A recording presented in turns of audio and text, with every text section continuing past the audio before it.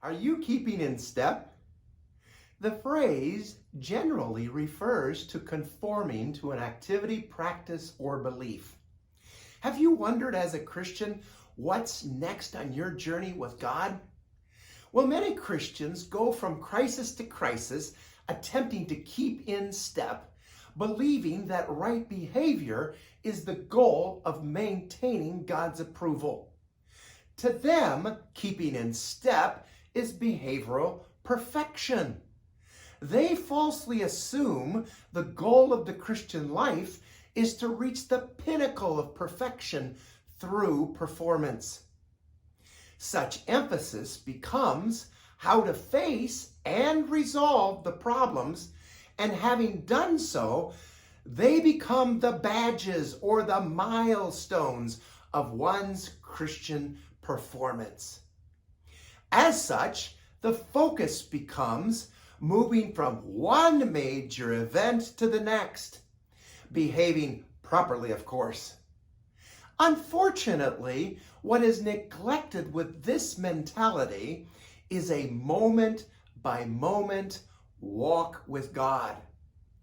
The Christian life is not so much a proper behavioral process, as much as it is an invitation to enjoy personal relationship with God.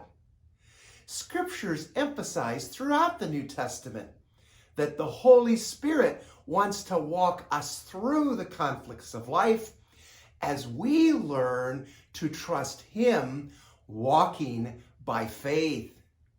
Paul's writing in particular illustrates the walk of faith in Romans, as he says, God is revealed from faith to faith, as the righteous man lives by faith.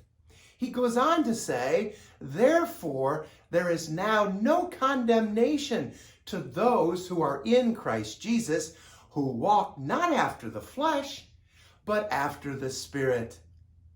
To walk after the Spirit is a step-by-step activity, a choice, whereby you and I are receptive to Him and willing to express His character.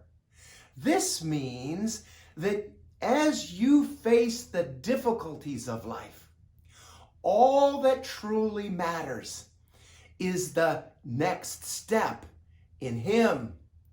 Take one step at a time with Christ, enjoying relationship with Him today.